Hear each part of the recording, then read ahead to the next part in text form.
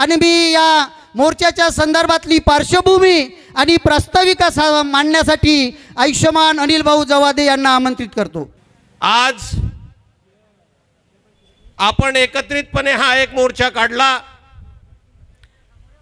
या मोर्चाद्वारे आपण या सरकारला सांगू इच्छितो की हा आरक्षणातील जाती समूह एकत्रित एकोप्याने नांदत असताना या महाराष्ट्र सरकारने उपवर्गीकरण करण्याचा घाट घातला, बदर समिती नेमली, त्यांचा अहवाल घेतला, अहवाल जाहीर न करता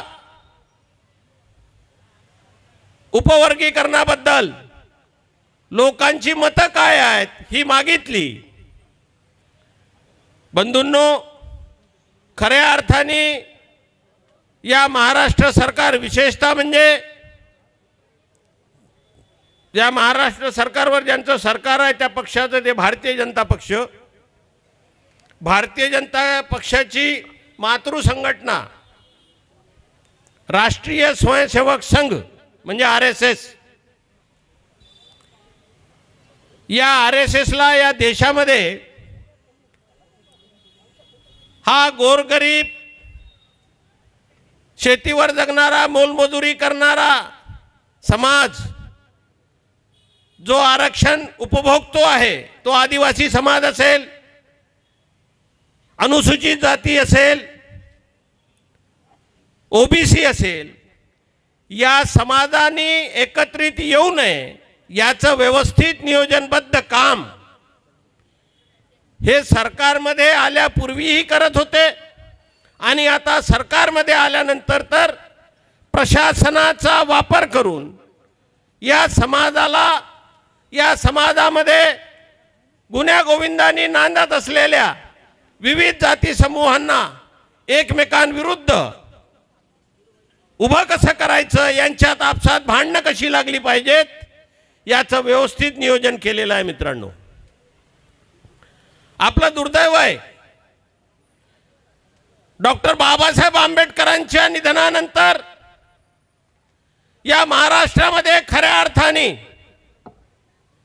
बौद्ध धर्म स्वीकारलेल्या अनुसूचित जातीतील हा एकत्रित गुण्यागोविंदाने नांदणारा समाज, या समाजाला वेगळं कसं पाडता येईल, या समाजामध्ये आपापसात भांडणे कसं लागतील याचं व्यवस्थित नियोजन केलं मित्रांनो। आणि त्या नियोजनाचाच भाग आहे की आज या उपवर्गीकरणा संबंधात आपल्याला मोर्चा काढावा लागत आहे। संविधानात तरतूद नाही तरी सुद्धा हे सरकार करते आहे, याच्या मागे कारण महत्त्वाचं आहे।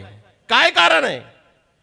कारण आहे त्यांनी उपवर्गीकरण करायचं, त्यांच्याच लोकांनी कोर्टात जायचं, हायकोर्टात जायचं, सुप्रीम कोर्टात जायचं, याच्यावर स्टे आणायचा आणि 15-20 वर्षे 25 वर्ष आरक्षणाला बुच्चन मारून ठेवायचं, म्हणजे ज्यांच्यासाठी करायचं आहे त्यांनाही मिळणार नाही आणि ज्यांना मिळायचं आहे त्यांनाही मिळणार नाही। याच्या मागचं कारण काय आहे?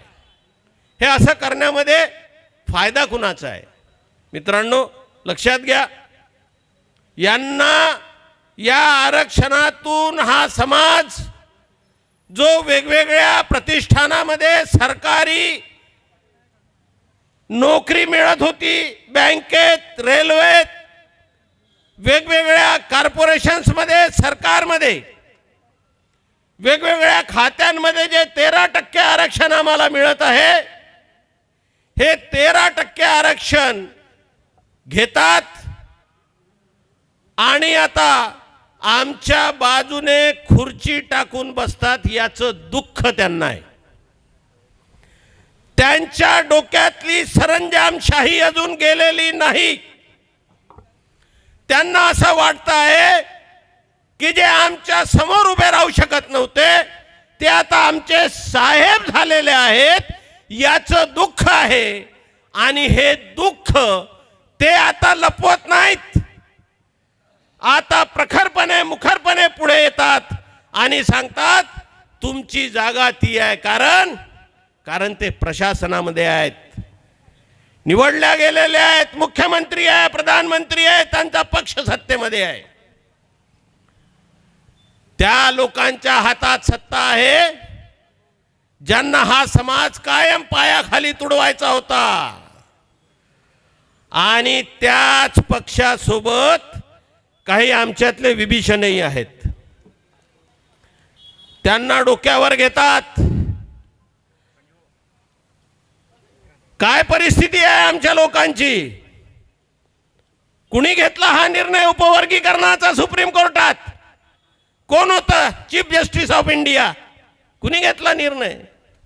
तुमच्याच माणसांनी घेतलेला आहे. काय नाव त्यांचं माहिती आहे ना? एक माणूस झाला डॉक्टर बाबासाहेब आंबेडकरांच्या नंतर, एक माणूस चीफ जस्टिस ऑफ इंडिया झाला. त्याचा भूषण होतं. एक एक माणूस त्यांच्या ताकदीने मोठा झाला. आणि आज आमची 50 शकलं आहेत, 50 झेंडे निघतात, 50 बोर्ड निघतात, 50 उमेदवार उभे राहतात. आणि हे कशासाठी?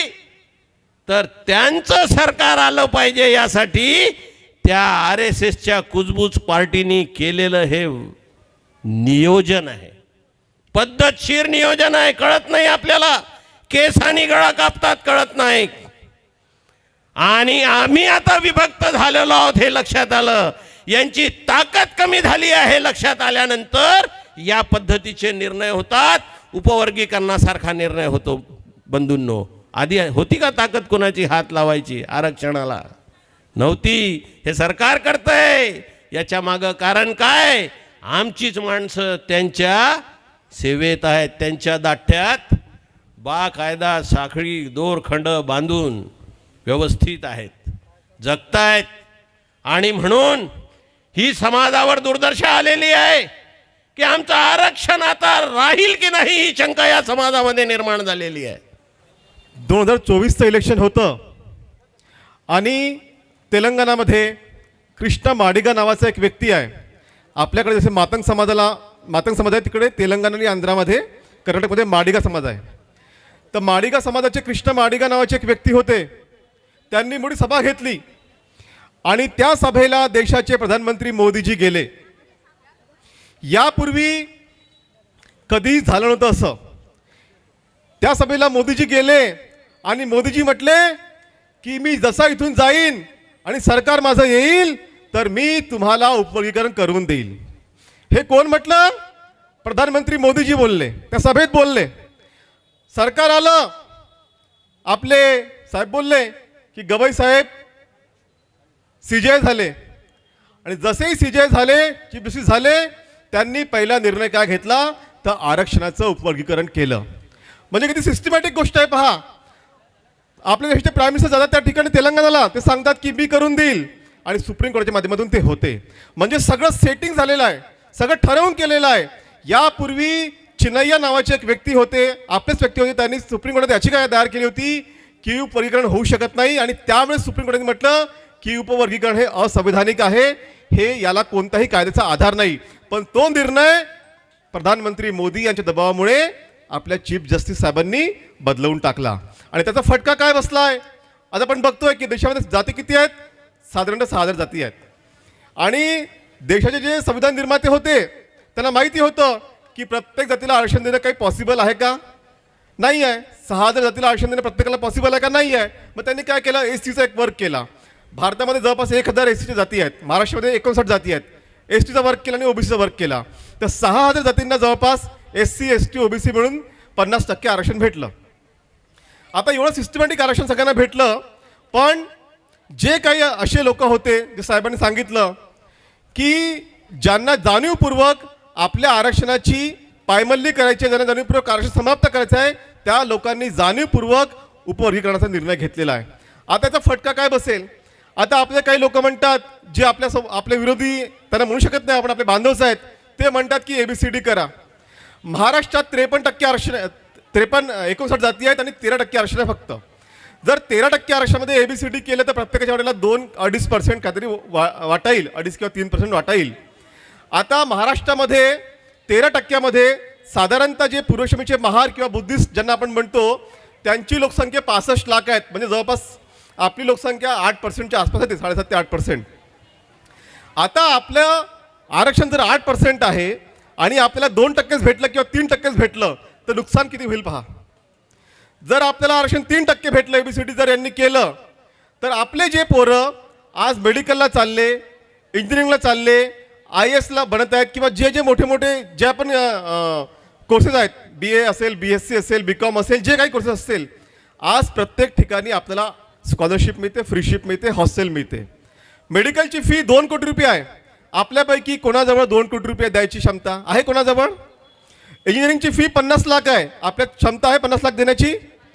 मग जर हे उपरीकरण झालं तर आपले जे मुलं आहेत त्यांना मेडिकलला, इंजिनिअरिंगला ॲडमिशन मिळणार नाहीत. आपले मुलं जे आहेत डॉक्टर होणार नाहीत, इंजिनिअरिंग होणार नाहीत किंवा बाकी जे काही मोठे मोठे कोर्सेस आहेत त्या ठिकाणी जाणार नाही. कारण आपल्याला आरक्षणामुळे जी स्कॉलरशिप मिळते, फ्रीशिप मिळते, हॉस्टेल मिळते, ते काहीही मिळणार नाही. तर इतका मोठा धोका जो आहे या उपवर्गीकरणाचा आहे. आणि त्यांना माहीत आहे की हा जो समाज आहे, जो या देशातला बुद्धिस्ट समाज आहे, हा फार जागरूक आहे आणि हा सर्वांचं नेतृत्व करतो. ओबीसींना आरक्षण मिळालं पाहिजे म्हणून कोणी काम केलं? तर आपण काम केलं. मातंग समाजाला सुद्धा चांगले अधिकार मिळाले पाहिजे म्हणून कोणी लढा दिला? आपण लढा दिला. तुम्हाला सांगतो त्या भागामध्ये सर्वाधिक मातंग मराठवाडा किंवा पश्चिम महाराष्ट्रात आहेत. आपल्या लोकांनी एक व्हिडिओ आम्ही रिलीज केला होता. आपल्या लोकांनी मातंगाच्या मुलांना शिकवलं, त्यांना डॉक्टर केलं, इंजिनियर केलं. एकनाथ आवाड जे आहेत त्यांना दाजी बनायचे, त्यांनी 40,000 लोकांना धम्माची दीक्षा दिली त्या काळामध्ये. त्यांचा मुलगा आता JNU मध्ये आहे. त्यांनी का सांगितलं की जर मी आंबेडकरी लोकांच्या संपर्कात नसतो आलो तर माझा मुलगा सुद्धा पोत्रात झाला असता. हे त्यांनी म्हटलं. ते मातंग समाजाचे फार मोठे नेते नव्हते होऊन गेले. त्यांनी म्हटलं की माझा मुलगा सुद्धा पोत्रात झाला असता आणि जर मी बुद्धिस्ट झालो नसतो तर माझ्या मुलाचं नाव काहीतरी एड्या मेड्या गोड्या सोंग्या काहीतरी आलं असतं. त्याचं नाव आता मिलिंद आहे. तर इतका फरक आपल्या लोकांच्यामुळे मातंग समाजामध्ये किंवा अन्य समाजामध्ये सुद्धा झालेला आहे. पण हे जी काही एकी आहे, ही आपली जी एकी आहे आणि आपण जे लिडरशिप करतो, आपण आपल्यासाठीच करत नाही, इतरांसाठी सुद्धा करतो. आपले लोक अभ्यासिका चालवतात, आपल्यामध्ये क्षमता आहे, पेबॅक सोसायटीची क्षमता आहे. जर कोणाला शिक्षणाची गरज असेल तर आपले लोक कलेक्शन करतात आणि त्याला शिक्षणाला पाठवतात.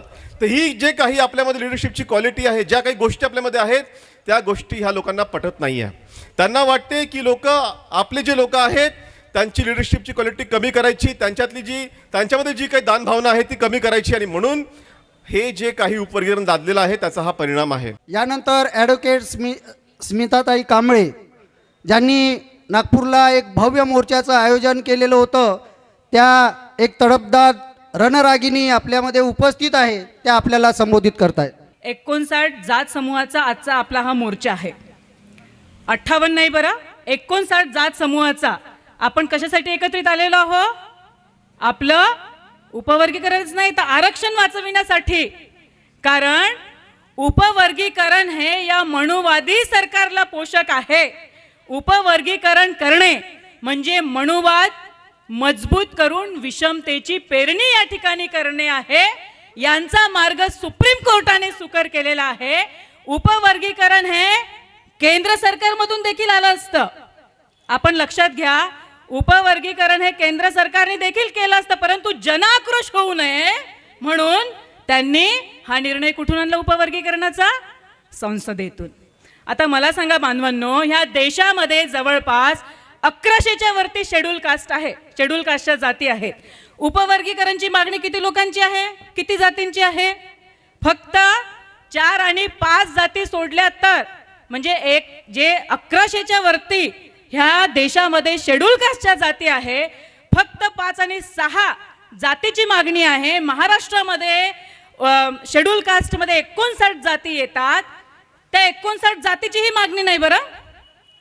यांनी पेरलेले मातंग कम्युनिटीमध्ये जे RSSनी प्रभावित झालेले विधायक आहेत, त्यांचे चेले चपाटे आहे मातंग कम्युनिटीमधील, त्यांची ती मागणी आहे आणि हा निर्णय आणलेला आहे सुप्रीम कोर्टमधून.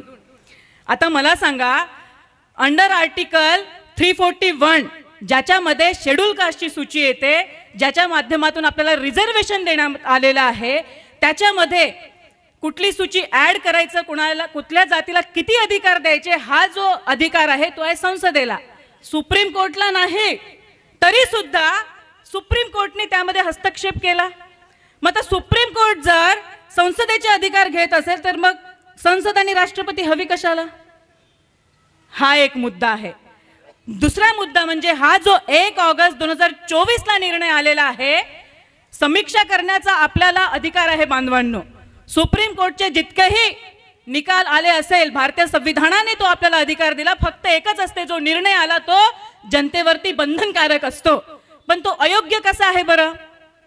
कारण अयोग्य तो असा निर्णय आहे की जे 2004 ची चिन्नया ईव्ही चिन्नयाची केस होती, त्याच्यामध्ये स्पष्ट सांगितलं की हा जो समुदाय आहे शेड्यूल कास्ट हा होमोजिनियस आहे, म्हणजे एक जीव आहे, आपल्यावरती समान भेदभाव झालेला आहे, भेदभावाचे आपण मारेकरी आहोत, म्हणजे भेदभाव आपल्यासोबत घडलेला आहे, अस्पृश्यता त्याचा आधार आहे. म्हणून या वर्गाला कोणी वेगळं करू शकणार नाही, विभक्त करू शकणार नाही, हेट्रोजिनस हा समुदाय नाही, हे स्वतः सुप्रीम कोर्ट सांगतं. ईव्ही चिन्नयाची केस सांगते 2004 ची. आणि मग 2024 ला सुप्रीम कोर्टचा निर्णय कसा पलटवतो बघा. तिथे 5 जजेस होते, बसवले किती? 6 जजेस, 6 बनाम 1, म्हणजे 6 विरुद्ध 1 असा हा निर्णय आला. आता मला सांगा, आपण जर समीक्षा केली तर काही कंटेम्प्ट ऑफ कोर्ट होतंय का? इथे ॲडव्होकेट्स लोक देखील आलेले आहे. कंटेम्प्ट ऑफ कोर्ट होतं का? अजिबात होत नाही. सुप्रीम कोर्टची सर्वात मोठी जबाबदारी आहे संविधानाचे रक्षण करण्याची. मग तर सुप्रीम कोर्टने आपण म्हणू शकतो कंटेम्प्ट ऑफ कॉन्स्टिट्यूशन केलेलं आहे की नाही? म्हणजे आपण सगळे जे आपले आंदोलन मोर्चे आहेत ते संविधानिक अखत्यारामध्ये येऊन आमचे बांधव आपले हक्क अधिकार वाचवत असतात. आणि संविधान विरोधी कृती कोण करत आहे? हे सरकार करत आहे. ह्या सरकारला काय वाटलं की उपवर्गीकरण आता आम्ही सहज शक्य होईल. उपवर्गीकरण म्हणजे आपल्या भावी पिढ्यांना गुलाम करण्याची रणनीती आहे. म्हणजे यांची मुलं इतक्या मोठ्या प्रमाणात शैक्षणिक दृष्ट्या आमच्या सोबत बसले, आमच्या लेवलने हे खुर्चीवरती बसले, मोठमोठे साहेब झाले. शिक्षणावर सर्वात आधी याचा परिणाम होणार आहे. आणि ह्यांना गुलाम कसं करायचं, ह्यांचं जर रिझर्वेशन बंद करायचं असेल तर उपवर्गीकरण हे त्यांची पहिली पायरी आहे. त्याच्यानंतर उपवर्गीकरण जर लागू झालं, नंतर त्यांची दुसरी स्टेप राहील क्रीमी लेअरची. म्हणजे ते म्हणतील की आता यांचे चांगले, यांच्या घरी साडी माडी बंगले, यांचे मुलं मस्त अब्रॉड मध्ये राहतात, फॉरेन मध्ये शिकायला जातात, तिथे स्थायिक होतात. आता म्हणजे यांच्यामध्ये क्रीम आलेला आहे आणि म्हणून आता यांचं आरक्षण बंद करायला हवं. मग तिसरी स्टेप्स ते कुठली घेतील? आरक्षण संपविण्याची. हा मनुवाद्यांचा घाट आहे. तो घाट आपण वेळीच ओळखला. आला असेल सुप्रीम कोर्ट मधून निर्णय, असे अनेक निर्णय येतात आणि जातात. सुप्रीम कोर्ट काही सर्वोच्च न्यायालय डॉक्टर बाबासाहेब आंबेडकरांनी दिलेलं भारतीय संविधान हे सर्वोच्च आहे.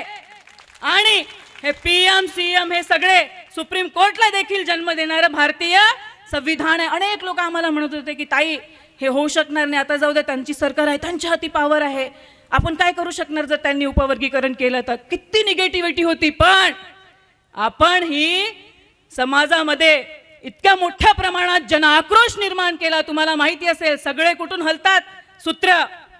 रेशीम बाग मधून. बरोबर. निर्णय देखील कुठून शिजलेला आहे? रेशीम बाग मधून. निर्णय तो करवून घेतलाय.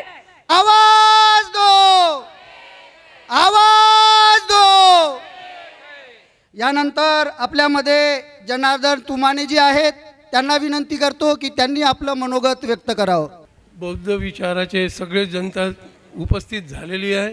तसेच मी खाटीक समाज या वतीतून संत उपासराव महाराज यांच्या संघर्षामध्ये येऊन आज आपल्या ह्या उपवर्गीकरणाचा जो भाग जो आहे हा रद्द झाला पाहिजे करिता आम्ही इथे उपस्थिती दाखवलेली आहे.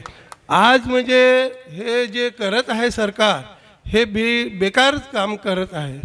त्याच्यामध्ये आपल्या लोकांना नाका वगळून करत आहे.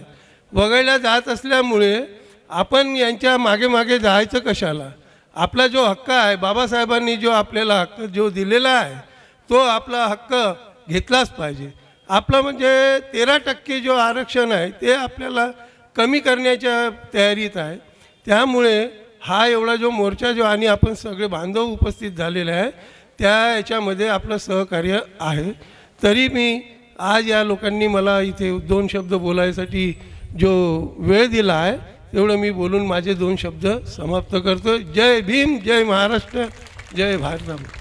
मित्रो, आज 2014 पासून या भारत देशामध्ये आपल्याला तोडण्याचं काम सुरू आहे. तुम्हाला सांगतो आहेत, भारतीय संविधानाचा अमृत महोत्सव या भारत देशामध्ये आज 75 वर्ष सुरू आहेत. अमृत महोत्सव साजरा होत असताना डॉक्टर बाबासाहेब आंबेडकरांचा जो लढा होता तो लढा मनुवादी व्यवस्थेविरुद्ध आणि भांडवलशाही विरुद्ध होता. आणि तोच लढा संविधानामध्ये डॉक्टर बाबासाहेब आंबेडकरांनी जे वंचित लोक होते त्या वंचित घटकाला परिपूर्ण न्याय देण्याचा प्रयत्न केला. आणि म्हणून या व्यवस्थेला भारतीय संविधानच मान्य नाही आहेत. म्हणून यांनी काय केलं, या राज्य सरकारने किंवा केंद्र सरकारने काय केलं, प्रथमतः या देशामध्ये मराठा विरुद्ध कुणबी, हिंदू विरुद्ध मुस्लिम, धनगर विरुद्ध आदिवासी आणि बौद्ध विरुद्ध मातंग असा विरोधाभास लढवून आपल्याला अस्थिर बनवण्याचा प्रयत्न या सरकारने केला. प्रश्न असा आहे, म्हणजे याच्यामधली जी राजनीती आहे त्याचा शुद्धपणा राजकारण या मनुवादी सरकारमध्ये आहेत आणि आपल्याला तोडून इथं राज्य करण्याचं त्यांचा मानस आहे. याच्या मागची पार्श्वभूमी अशी आहे का, यांना जर एकमेकांना जर तोडलं, या 59 जातीचे आपण जर वर्ग जर केले समजा, तर आपल्याला राज्य करता येईल. या दृष्टिकोनातून हे संपूर्ण सरकार आपल्याला तोडण्यासाठी प्रयत्न करत आहे. या अगोदर या वक्त्यांनी सांगितलेलं आहे. मित्र, याची पार्श्वभूमी आपण समजून घेतली पाहिजे. 1 ऑगस्ट 2024ला पंजाब बनाम दविंदर सिंग असा निर्णय या देशामधील सुप्रीम कोर्टाने दिला. त्याच्यामध्ये चंद्रचूड होते त्यावेळी चीफ जस्टिस. त्यामध्ये चीफ जस्टिस चंद्रचूड असताना तो अहवाल 564 पानाचा होता, 564 पानाचा. आणि 564 मध्ये सर्वात जास्त जर अहवाल दिला असेल तर त्यावेळेचे जे न्यायाधीश होते ते न्यायाधीश म्हणजे भूषण गवई. आणि या भूषण गवईने 281 पानाचा अहवाल त्या सुप्रीम कोर्टामध्ये सादर केला. आणि त्याच्यावर 6 जे न्यायाधीश होते त्याच्यामध्ये त्या 6 न्यायाधीशांनी न्यायमूर्ती भूषण गवई यांच्या अहवालाला संमती दिली. आणि त्याच्यामध्ये फक्त एकच विरोधात गेली, त्रिवेदी बेला. आणि ती आजही ठाम आहेत की संविधानाच्या 284 आणि 281 कलमान्वये आरक्षणामध्ये वर्गीकरण करता येणार नाही, ते आजही ठाम आहे त्रिवेदी बेला. आणि म्हणून हे जर आपल्याला सर्व संविधानिक मार्गाने जर आपल्याला लढा द्यायचा असेल तर आज आपलं जे आयुष्य झालेलं आहे, परंतु उद्याच्या पिढीला जर आपल्याला जर काही द्यायचं असेल समजा, तर आपल्याला रस्त्यावरची लढाई लढावं लागणार आहेत. आणि म्हणून या संपूर्ण संभाव्य धोके टाळण्यासाठी उद्या ते क्रिमिनल आणणार आहे आपल्या नोकरीमध्ये. ते क्रिमिनल आणल्यानंतर आपले जे मुलं आहेत ते मुलं नोकरीवर लागणार नाही. बरं, तिथंच क्रिमिनल आणणार आहेत का, ते शिक्षणामध्ये सुद्धा क्रिमिनल आणणार आहेत. आणि म्हणून पद्धतशीर यांचा जो केंद्र सरकारचा डाव आहे, प्रथमतः 2014ला सत्तेत आल्यानंतर पहिले इथं काय आणलं त्यांनी, खाजगीकरण आणलं. खाजगीकरणानंतर कंत्राटीकरण आणलं, प्रत्येक डिपार्टमेंटला कंत्राटीकरण. आणि हे कंत्राटीकरण आज आपल्या गळ्यास भोवती एक फास आहे, तो फास हळूहळू आवडणार आहे. उद्या ते आपल्याला खतम करणार आहे. हे संभाव्य धोके टाळून सर्व आंबेडकरी जनतेला विनंती आहे माझी, आता घराच्या बाहेर निघा, आपल्या मुलाबाळांना घेऊन या आणि या सरकारवर एक दबाव निर्माण करा की याच्यानंतर आंबेडकरी जनता स्वस्थ बसणार नाही. तुमच्या प्रत्येक डॉक्टर बाबासाहेब आंबेडकरांनी जो मार्ग दिला त्या मार्गानुसार आम्ही आंदोलन करण्यासाठी तयार आहोत. आमचा जीव गेला तरी चालेल, पण डॉक्टर आंबेडकरांचा संदेश आम्ही सोडणार नाहीत. डॉक्टर बाबासाहेब आंबेडकरांनी या संपूर्ण वंचित घटकांना सांगितलं होतं की शिका. मग काय केलं, डॉक्टर बाबासाहेब आंबेडकरांचे 24 कॅरेटचे जे अनुयायी होते त्या अनुयायांनी फक्त डॉक्टर बाबासाहेब आंबेडकरांचा संदेश घेतला का शिका म्हणून. पूर्वीच्या मार आणि आताच्या बौद्धांनी डॉक्टर आंबेडकरांनी फक्त जो संदेश दिला त्यानुसार शिक्षण घेतले आणि वरवरच्या पातळीवर गेले. कुणी क्लास 1 अधिकारी बनले, डॉक्टर बनले, वकील बनले.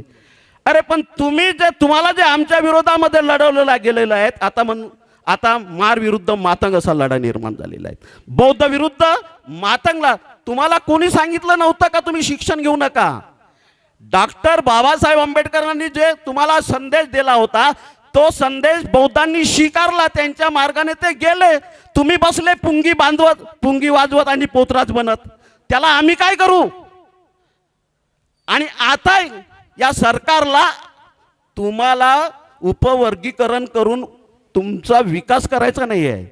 लक्षात ठेवा, हे उपवर्गीकरण पुन्हा सुप्रीम कोर्टात जाईल, इंटरनॅशनल युनोमध्ये सुद्धा जाईल. इंटरनॅशनल युनोमध्ये गेल्यानंतर सुद्धा तुम्हाला उपवर्गीकरण करता येणार नाही. आणि तुम्हाला जर सरकार म्हणत असेल का उपवर्गीकरण देतो, तुमचा विकास करतो, हे शक्य नाही. उपवर्गीकरण रद्द. डॉक्टर बाबासाहेब आंबेडकरांचा, डॉक्टर बाबासाहेब आंबेडकरांचा, भारतीय संविधानाचा, भारतीय संविधानाचा. ॲडव्होकेट आकाश मून सुप्रीम कोर्ट मध्ये ते आहेत, त्यांना विनंती करतो की त्यांनी आपलं मनोगत या ठिकाणी व्यक्त करावं. उपवर्गीकरण काय नेमकं, उपवर्गीकरणाचा फायदा काय, तोटा काय अनुसूचित जातींना, हे आपण समजून घेणं आधी फार गरजेचं आहे. उपवर्गीकरणाचा सरळ अर्थ होतो की ज्याची संख्या 10 आहे त्याला 2 द्यायचं, ज्याची संख्या 10 आहे त्याला फक्त 2% आरक्षण द्यायचं, आणि ज्यांची जनसंख्या 2% आहे त्यांना 6% आरक्षण द्यायचं. म्हणजे जे 10% ज्यांचं आरक्षण आहे त्यांना 2% द्यायची, त्यांची उपासमार करायची, त्यांचे हक्क अधिकार नासवायचे, त्यांना रस्त्यावर आणायचं. आणि जे 2% ज्यांचं जनसंख्या आहे त्यांना 6% आरक्षण द्यायचं, आणि ते 6% आरक्षण त्यांना खाता येणार नाही, ते त्यांना दिलं जाणार नाही. मग काय करायचं? तर तो जो भाग आहे त्या 6%मधला तो 6% भाग जो आहे तो त्यांच्या दुसऱ्या सुनियोजित कार्यक्रमासाठी वापरायचा. एवढं सोपं, साधं आणि सरळ गणित आहे उपवर्गीकरणाचं. म्हणजे ज्याची भूक जेवढी आहे त्याला तेवढं अन्न द्यायचं नाही, त्याला भुका मारायचं, आणि ज्याला अन्नाची गरज नाहीच आहे किंवा कमी लागते त्याच्या घरी ढगभर आणून ठेवायचं, आणि नंतर ते अन्न सडलं की यांच्या नियोजित कार्यक्रमासाठी वापरायचं. एवढं साधा आणि सरळ जो व्याख्या आहे ती उपवर्गीकरणाची आहे. बांधवांनो, एक गोष्ट लक्षात घ्या, ह्या देशातला सर्वात मोठा जर कोणता धोका आणि कोणता दुश्मन असेल, आणि सर्वात मोठा या देशातला जर कोणी दरोडेखोर असेल तर तो ब्राह्मणवादी व्यक्ती आहे. म्हणजे ब्राह्मण हा एवढा मोठा दरोडेखोर आहे की हा आहे फक्त 3%, पण ह्या देशातला 90% खातो. लक्षात घ्या. कसं खातो? तुम्ही विचार करा की आज न्यायव्यवस्था आहे, न्यायव्यवस्थेमध्ये ब्राह्मण समाजाची किती लोक आहेत? त्यांची जनसंख्या आहे 3%, पण ते आहेत 80%. ठीक आहे. त्याच्यानंतर ज्या सरकारी नोकऱ्या आहेत त्याच्यामध्ये त्यांची जनसंख्या आहे 3%, आणि त्यांचे लोक आहेत 80 ते 90%. ह्या देशामध्ये जेवढे काही उद्योगधंदे आहेत ते कोणी घेतलेले आहेत? इथल्या पहिल्या वर्णातले पहिले जे ब्राह्मण, क्षत्रिय आणि वैश्य समाज आहे त्यांनी घेतलेले आहेत. तुम्ही, आणि असं नाही आहे, हे लक्षात घ्या, हे जे खातात ना हे काय त्यांच्या खिशात ना किंवा ते निर्माण करून खात नाही किंवा ते पिकवून खात नाही. लक्षात घ्या, तो पैसा कोणाचा आहे? मुद्दा हा आहे की पैसा कोणाचा आहे, कोणाचे पैसे खातात ते लोक. हे पैसे तुमच्या कराचे, तुमच्या हक्काचे, तुम्ही जो मेहनत करून जो पैसा कमवला तो पैसा जो कर म्हणून तुम्ही या हरामखोरांना देता, ते पैसे हे लोक यांचं पोट भरण्यासाठी वापरतात आणि तुम्हाला भूक ठेवतात, तुमचे हक्क अधिकार नासवतात, आणि तुम्ही जगलेच पाहिजे नाही, तुम्ही अस्मितेने जगायलाच नको, याची सगळी तरतूद कोणत्या पैशानी करतात? तुमच्याच पैशानी करतात.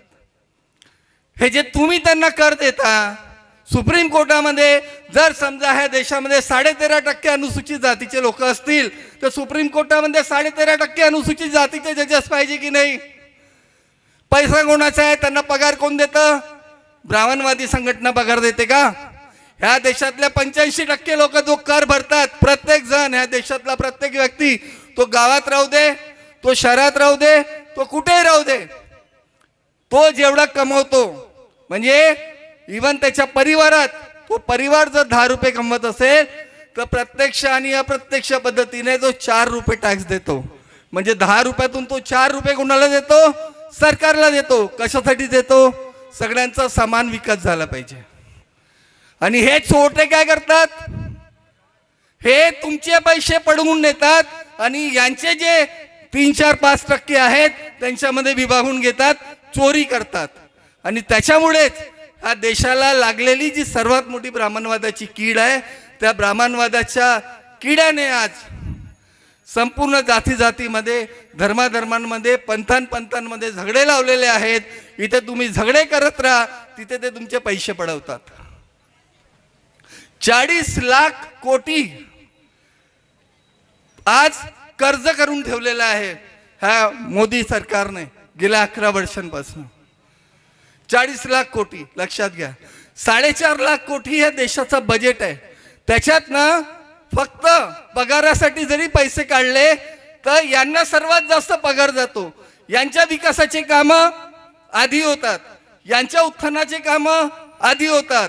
आणि जो गाव कुसरामध्ये राहणारा माझा गरीब वर्ग आहे, जे शोषित वंचित पीडित लोक आहेत, ज्यांचं गेल्या हजारो वर्षांपासून ज्यांचं बेशुमार शोषण झालं, ज्यांच्यावर अत्याचार झाले, जे सामाजिकरित्या, शैक्षणिकरित्या, सांस्कृतिकरित्या जे लोक मागास राहिले, त्या लोकांना त्यांच्या हक्क अधिकारांपासून कायम वंचित ठेवलं गेलं. तर आता आपल्या 2 मागण्या असायला पाहिजे. पहिलं म्हणजे आमची जेवढी संख्या आहे त्या संख्येच्या प्रमाणात फक्त आरक्षणातच आम्हाला वाटा नाही पाहिजे, तर बजेट जेवढा असेल आमच्या जनसंख्येच्या प्रमाणात सुद्धा बजेटमध्ये आम्हाला वाटा पाहिजे, जेणेकरून आमच्या विकासाचे संपूर्ण कामं हे होतील. आम्ही मागास राहणार नाही.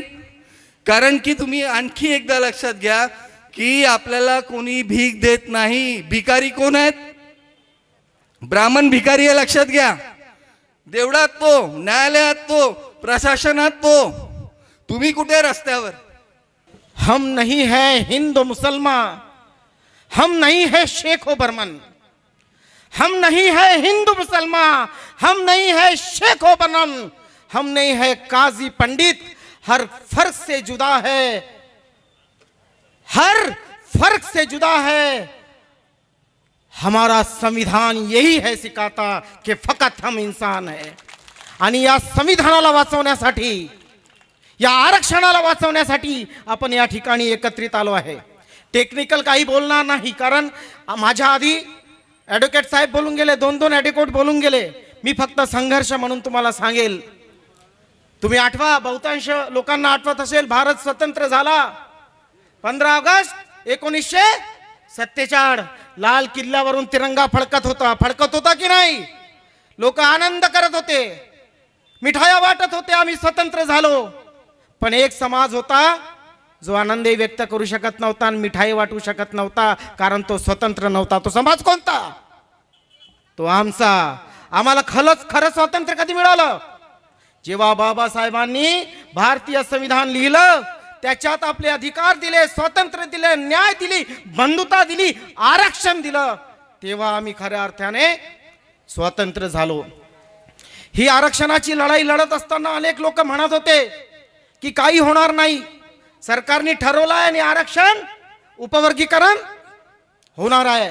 आम्ही अनेकांना म्हटलं घाबरू नका, आपण लढू आणि हे उपवर्गीकरण थांबवू. आपण आता या लढाईत जवळपास यशस्वी झालो आहे. कालच जसं स्मिताताईंनी सांगितलं, काल आमची भेट सामाजिक न्याय मंत्र्यासोबत झाली आणि त्यांनी म्हटलं की तुमची लढाई इथपर्यंत आली आहे की फडणवीस आणि महाराष्ट्र सरकार उपवर्गीकरणाच्या बाबतीत बॅकफूटवर आहे. आम्हालाही बरं वाटलं, आम्हालाही वाटलं अशा टाळ्या वाजवायच्या, पण आम्ही टाळ्या वाजवला नाही. आम्ही त्या मंत्र्याला सांगितलं की आम्हाला झोपवण्यासाठी किंवा गाफील ठेवण्यासाठी तुम्ही कितीही कारनामे केले, तुम्ही कितीही म्हटलं की मुख्यमंत्री बॅकफुटवर आहे, सरकार बॅकफुटवर आहे, तरी आम्ही शांत बसणार नाही. महाराष्ट्रभर आम्ही या उपवर्गीकरणाच्या विरोधात आंदोलन पेटवू म्हणजे पेटवू. अनेक लोक तुम्हाला म्हणतील, म्हणजे आपल्यापैकी काही लोक आहेत ते सांगतात, अरे आपण या महाराष्ट्रात पूर्वाश्रमीचे महार आणि आता बौद्ध 60% 65% उपवर्गीकरण झालं तर काय होईल, जास्तीत जास्त वाटा आपल्याला मिळेल आणि जे उपवर्गीकरण मागतायत त्यांना कमी वाटा मिळेल. या भूलथापेला कुणीही बळी पडू नये, कारण इतर राज्यात जे उपवर्गीकरण झालं तिथं जे संख्येनं जास्त होते त्यांना कमी आरक्षण मिळालं आणि जे संख्येनं कमी होते त्यांना जास्त आरक्षण मिळालं. सगळे लोक हे म्हणतात की उपवर्गीकरण एक सामाजिक बंधन, बाबासाहेबांमुळे, बाबासाहेबांच्या धम्मदीक्षेमुळे, बुद्धांच्या करुणेमुळे, मैत्रीमुळे आमच्यात आलं होतं. चर्मकार बंधू असतील, ढोर बांधव असतील, मातंग बांधव असतील, ते या बहुजन चळवळीत यायला लागले होते.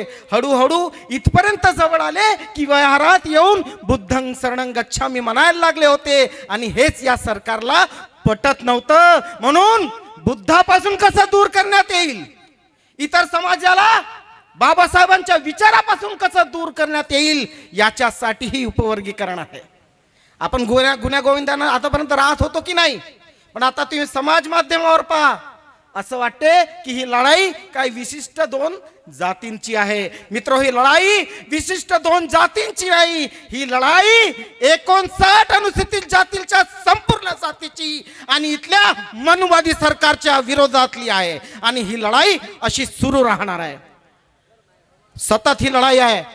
1 तारखेचा उल्लेख झाला, 1 ऑगस्ट अण्णाभाऊ साठे यांची जयंती असते, त्याच दिवशी कोर्टातून हा निर्णय आला आणि त्याच दिवशी आता येणाऱ्या 1 ऑगस्टला उपवर्गीकरण विरोधी कृती समिती एक मोठी परिषद घेत आहे नागपूरला. देशभरातले संविधानाला अभ्यास करणारे, आरक्षणावर अभ्यास करणारे देशभरातले वक्ते, नेते या 1 तारखेला नागपुरात देशपांडे सभागृह, लिहून ठेवा, लक्षात ठेवा, देशपांडे सभागृहात एक मोठी परिषद, आरक्षण संरक्षण परिषद म्हणून त्याच्यात हे सगळे मुद्दे आपण मांडणार आहोत आणि देशव्यापी विचार त्या मंचावरून होणार आहे आणि लवकरच त्याचं निमंत्रण तुम्हाला मिळत आहे.